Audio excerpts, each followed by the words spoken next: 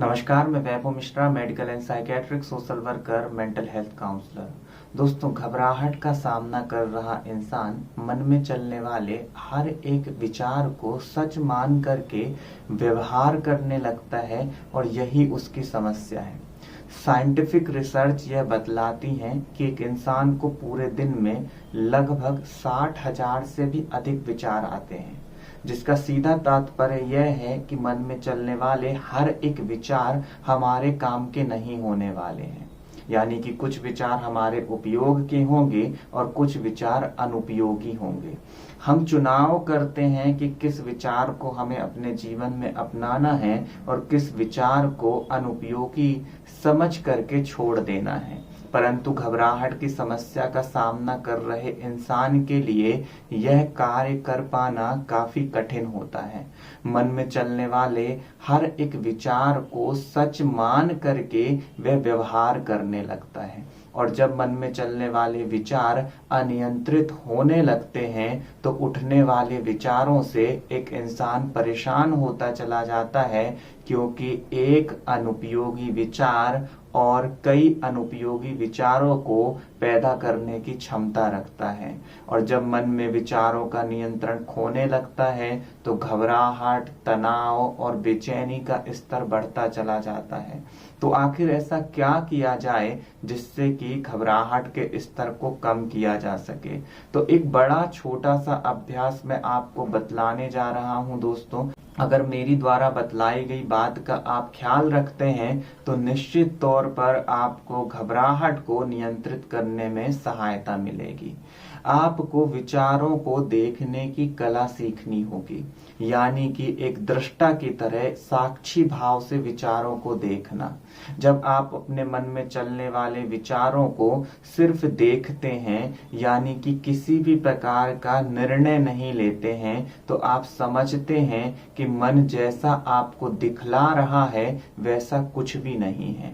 और जब आप इस बात को समझने लगते हैं कि मन में चलने वाला हर एक विचार मेरे काम का नहीं है, तो धीमे धीमे करके आप विचारों से अपने आप को दूर रखने में सक्षम हो पाते हैं। और जैसा कि मैं कह रहा हूं, आपको विचार को साक्षी भाव से देखना होगा, यानी कि लगातार इस बात का अभ्यास करना होगा कि मेरा मन सिर्फ विचारों को दिखला रहा है, वैसा कुछ भी नहीं है।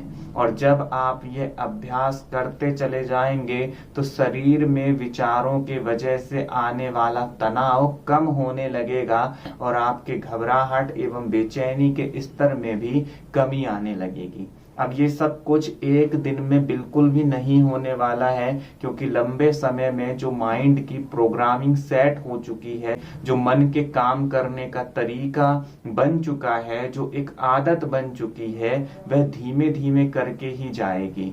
यानी कि जब आप लगातार इस अभ्यास को करेंगे कि मन में उठने वाले जो भी विचार तनाव के स्तर को बढ़ा रहे हैं, जो भी विचार भविष्य की चिंताओं में आपको उलझा रहे हैं, आप तुरंत साक्षी भाव को अपनाना चालू कर देंगे। आप समझेंगे कि यह सिर्फ और सिर्फ मेरा मन दिखला रहा है, ऐसा कुछ भी नहीं होने वाला है। और जब आप यह समझना चालू करते हैं तो धीमे धीमे करके विचारों की उलझन से आप बाहर आने लगेंगे। साक्षी भाव का सीधा अर्थ ऐसे समझिएगा दोस्तों कि मन में चलने वाला कोई भी विचार ना तो आपके लिए अच्छा है, ना तो आपके लिए बुरा है। वह विचार केवल और केवल एक विचार है जो कि मन में उठा है, और वह जा सकता है जब आप उसका चुनाव नहीं करेंगे। जैसे कि मान लीजिए आप घर में बैठे हुए हैं और आपको एक विचार आता है कि चलो यार बाहर चल के कुछ खा करके आते हैं, या फिर एक विचार आता है कि चलो मूवी देखने चलते हैं, और आप मन में उठने वाले विचार को केवल देखते हो कि हाँ एक विचार उठा है। आप ना तो उसे उपयोगी मानते हो, ना तो आप उसे अनुपयोगी मानते हो, ना तो किसी प्रकार का कोई निर्णय लेते हो। बस आप ये देखते हो कि हाँ एक विचार उठा और आकर के चला गया। तो धीमे धीमे करके आप सही विचारों का चुनाव करने में सक्षम होने लगेंगे और जो विचार पूरी तरीके से अनुपयोगी हैं, आपके घबराहट के स्तर को बढ़ाते हैं, उनमें धीमे धीमे करके निश्चित तौर पे कमी आएगी, क्योंकि आप समय बीतने के साथ विचारों का चुनाव करना सीखते चले जाएंगे। तो अपना ख्याल रखें, और अगर आप पाते हैं कि आप प्रयासों के बावजूद भी घबराहट को नियंत्रित नहीं कर पा रहे हैं, तो मेंटल हेल्थ काउंसलिंग के लिए संपर्क कर सकते हैं। अगले वीडियो में फिर मुलाकात होगी। नमस्कार।